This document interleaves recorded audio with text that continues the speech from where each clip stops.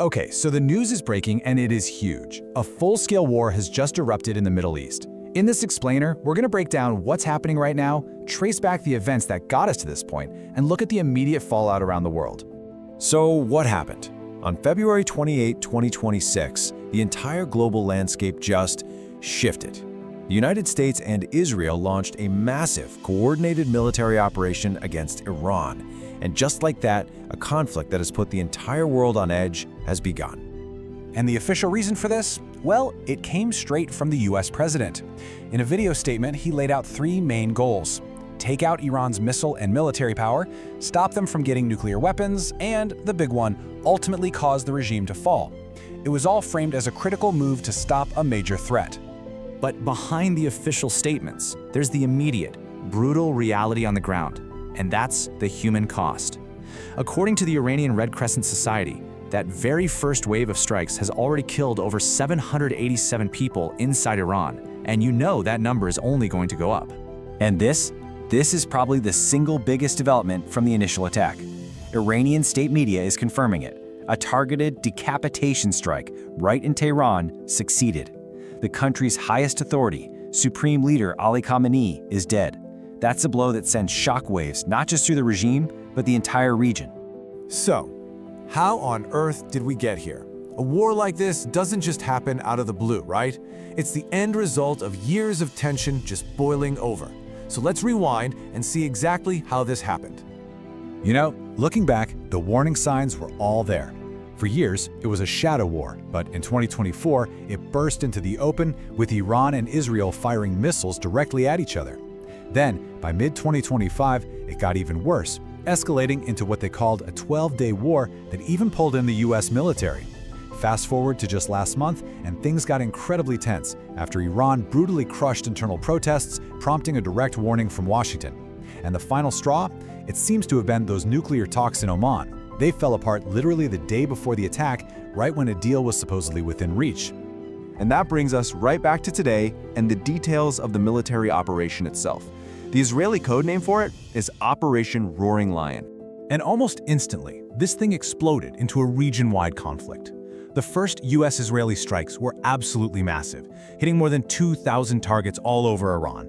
We're talking military sites, naval ships, even a first-time use of new kamikaze drones. But Iran's response? It was immediate and it was broad. They didn't just fire back at Israel. They unleashed a huge barrage of missiles and drones at US bases all across the Gulf, hit civilian sites like airports and hotels, and even targeted a British base way out in Cyprus. You know, that initial strike on the leadership, it was incredibly effective. I mean, it wasn't just the supreme leader they got. It looks like they wiped out a huge chunk of Iran's top military and political leaders all at once. We're talking the head of the powerful Revolutionary Guards, the defense minister, and even a former president. And as you can probably guess, the moment this war broke out, it sent massive shockwaves across the entire globe. And that impact was felt everywhere, right away. First, there's the awful human cost, not just in Iran, but for US forces too. Then, the economy. Oil prices jumped 10% almost overnight. The Strait of Hormuz, which is a vital shipping lane, is now blockaded.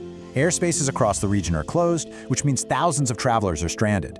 And on top of all that, a whole other war has opened up in cyberspace, with major attacks hitting Iran's digital infrastructure.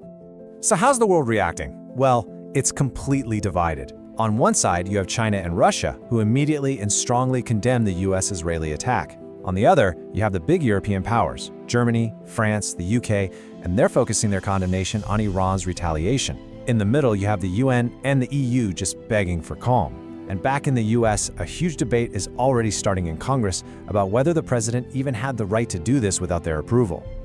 Now, let's talk about the countries that are literally caught in the middle of all this. The Arab Gulf states, places like the UAE, Qatar, and Saudi Arabia.